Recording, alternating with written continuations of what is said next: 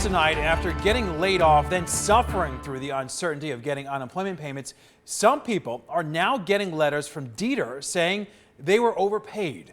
Well, thanks for joining us live on TV, Fire TV, or wherever you're streaming us right now. I'm Todd Quinones. And I'm Trisha Keene. 13 Chief Investigator Darcy Spears has been exposing the flaws in our unemployment system and says now, for some people, DETR wants its money back. DETR's many missteps in response to the pandemic include an overwhelmed system, technical glitches, an ongoing lawsuit over PUA claims, and several top leaders who quit or were fired. Now, some say the agency is outdoing itself by clawing back money from people who are barely scraping by.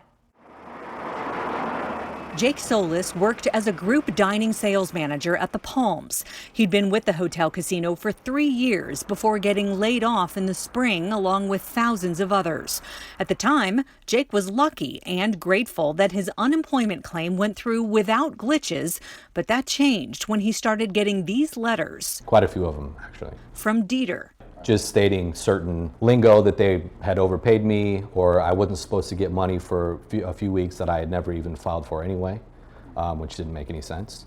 Since this was the first time Jake ever applied for unemployment, he was careful to do it right. I made sure that all of the boxes were checked, and then sent them all of my pay stubs for all of March, April, May, as well as my severance pay stub and the notice of termination, just to make sure that they had everything. Jake says he emailed and called DETR many times to make sure his claim was good to go, and for weeks he got his benefits as expected. But then, middle of August, they sent me a letter that said I owed them $3,000, $3,564, I believe it was, of overpay of my unemployment because of my severance. The Palms did, in fact, send Jake and many others a $2,500 severance check. For him, it came out to $1,900 after taxes. DETR provided a statement which says, in part, "It is not our intention to add to the pressures Nevada families are facing. And at the same time, if people have received benefit payments beyond the amount they're entitled to, we are required by law to make every effort to recover those overpayments." They didn't tell us why they want Jake to pay back over $1,000 more than the severance he got. As for the heavy-handed language in the letter, it was definitely aggressive. DETR said, "We are reviewing the language in the notification of overpayment letter. These letters have been in place for several years, if not decades." And the words, lien on your home, possibly taking it out of your checking account and things like that. It's scary because we don't have that money right now. DETR appears to offer some choices, like the right to appeal and or make monthly payments, but Jake says those were empty offers. They immediately start deducting, cutting his unemployment check in half. That's pretty hard to live off of, especially with a child and a house and mortgage. We talked to others who got the same letters Jake did, one telling us it's absurd DETR thinks anyone can pay the money back in a lump sum. People need help now. Barbara BUCKLEY is in charge of the task force created to tackle DETR's backlog. She questions the timing of the agency's clawback. So if they've received a couple weeks of vacation pay, then that changes how much they're going to get.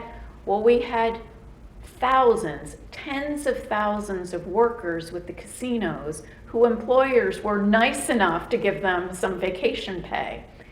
So we have people hand adjudicating benefit amounts. The federal government requires that it be done. But does it have to be done now? Jake doesn't dispute the principle that severance pay should be considered when applying for unemployment. That's why he gave DETR that information from the get-go. If he'd have known it would come back on him, he would have just waited a couple weeks to apply. As someone not trying to game the system, he wonders why he's paying for the state's mistake. I feel like a lot of situations and issues that arise don't take into effect the human element of what's going to happen down the road, right? That's where the system completely failed. DETR also tells us at the beginning of the pandemic, the priority was to get people paid sooner, knowing that some would be overpaid. Recently, they started reviewing cases to ensure accurate payments. We have their full statement on our website at ktnv.com. Darcy Spears, 13 Investigates.